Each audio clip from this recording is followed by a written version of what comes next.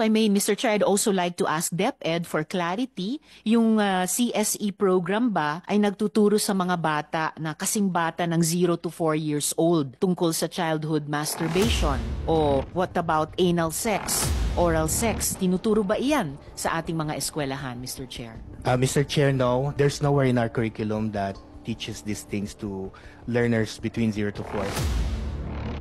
Itinatakwil ba ng CSE ang parental authority natin, Mr. Chair?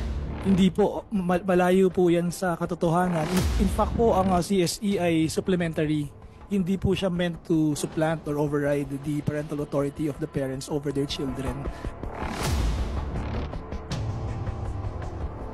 So, in our current CSE curriculum, aside from the biological aspects of reproductive health, yung abstinence po ba, hindi ba ito po ay dinidiscuss din bilang isa sa mga paraan na mapigilan ng teenage pregnancy at saka STI prevention? At kung oo, paano din po ito ini-incorporate sa ating curriculum, Mr. Chair? There's actually no really discussion on abstinence because you don't really talk about sexuality and sex in the curriculum. What we do is we map things. So we talk about these topics as fundamental or basic, science concepts, and even there's a choice ng mga bata. Those are incorporated in other subjects like ESP at saka po sa MAPE.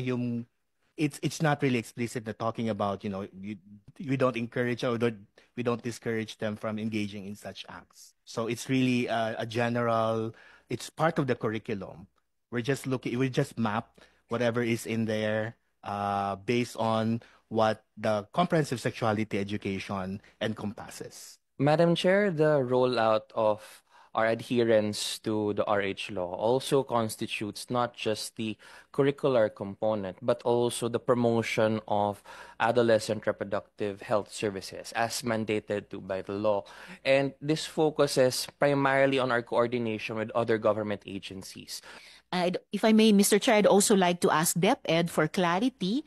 Yung CSE program ba ay nagtuturo sa mga bata na kasing bata ng 0 to 4 years old tungkol sa childhood masturbation? O what about anal sex, oral sex? Tinuturo ba iyan sa ating mga eskwelahan, Mr. Chair?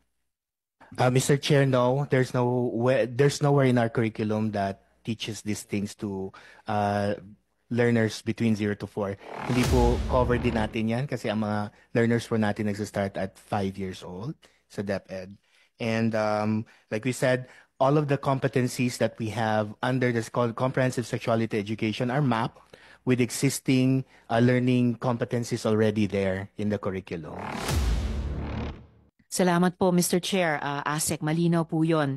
And huli po, Mr. Chair, para sa DepEd, at this point in time in our hearing, ang RPRH law ba, pinipigilan ba tayong mga magulang na magpayo sa ating mga anak o gabayan yung ating mga anak sa mga matters kaugnay ng sexual and reproductive health? Bilang abogado din yung ating good secretary ng DepEd at kayo po, dear resource persons from DepEd, malamang kung hindi man lahat, marami or ilan sa inyo bilang mga magulang din, sa opinion nyo po ba, itinatakwil ba ng CSE ang parental authority natin, Mr. Chair?